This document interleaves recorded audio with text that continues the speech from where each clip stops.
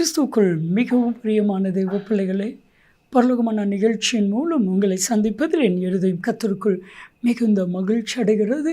அவங்க எல்லாரும் இயேசு கிறிஸ்துவின் இன்ப இனி நாமத்தினாலும் கிராஸ் டிவி ஊழியங்கள் சார்பாக என் அன்பின் வாழ்த்துக்கள்.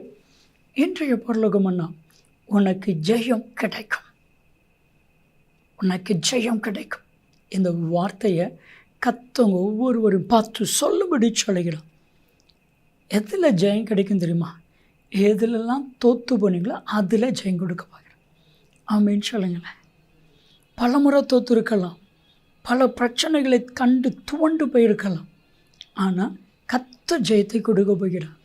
ஒரு வேர்டு இருக்குது, 1 கொரிந்தியர் 15வது அதிகாரம் 47ஆம் வசனத்தை நீங்கள் வாஸ்து பார்த்தா, 57ஆம் வசனத்தை வாஸ்து பார்த்தா, நமக்கு ஜெயம் கொடுக்கிற தேவனுக்கு ஸ்தோத்திரம்.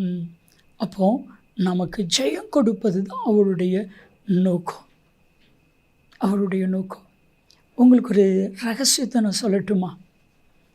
ஆண்டவர் ஆதாம் ஏவாளை படைத்ததனுடைய நோக்கம் என்ன?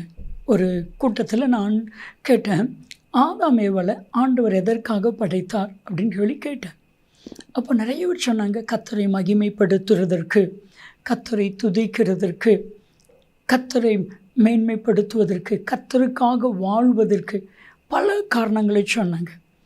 ஆனால் ஒரு வயதான தாயார் அவங்க சொன்னாங்க, ஜெயிக்கிறதுக்காக கர்த்தர் படைத்தா. எனக்கு சந்தோஷமாக இருந்துச்சு. ஒரு சின்ன உதாரணம் சொல்கிறேன். ஏதேன் தோட்டத்தினுடைய மத்தியில் ஜீவ விருட்சத்தின் கனியை வைத்தார். அதன் அருகாமையில் நன்மை தீமை அறியத்தக்க கனியையும் வைத்தார். இப்பொழுது சொன்னால், நன்மை தீமை அறியத்தக்க கனியை புசிக்கக்கூடாது. ஆனால் ஆண்டவர் டெஸ்ட் பண்ணி வச்சார்.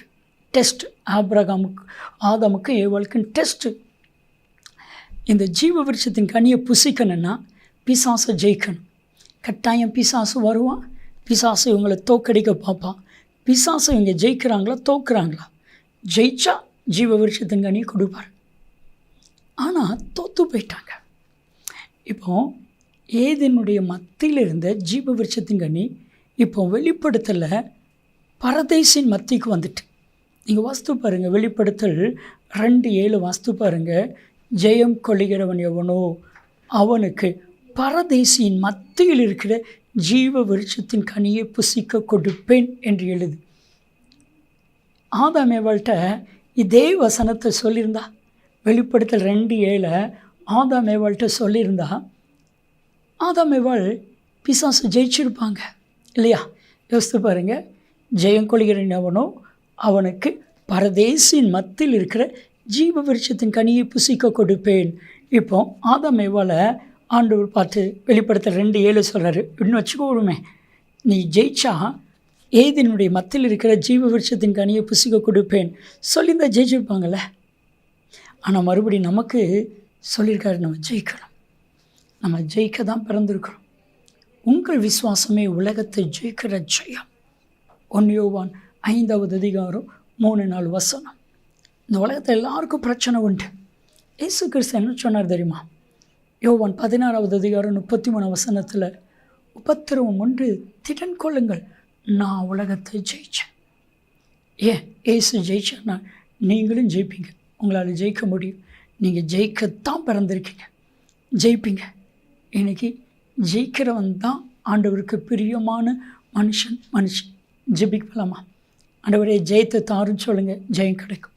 அன்பின் தகப்பனே, இவர்கள் எல்லாரும் ஜெயிக்க பிறந்தவர்கள், இவர்கள் ஜெயிக்கட்டும். இயேசுவின் நாமத்தில் ஜெபிக்கிறோம் ஜீவனில் பிதாவே, ஆமென், ஆமென். நீங்கள் ஜெயிக்க பிறந்தவங்க. நன்மையும் கிருபையும் ஆசீர்வாதங்களும் நிச்சயமாக உங்களை தொடரும்.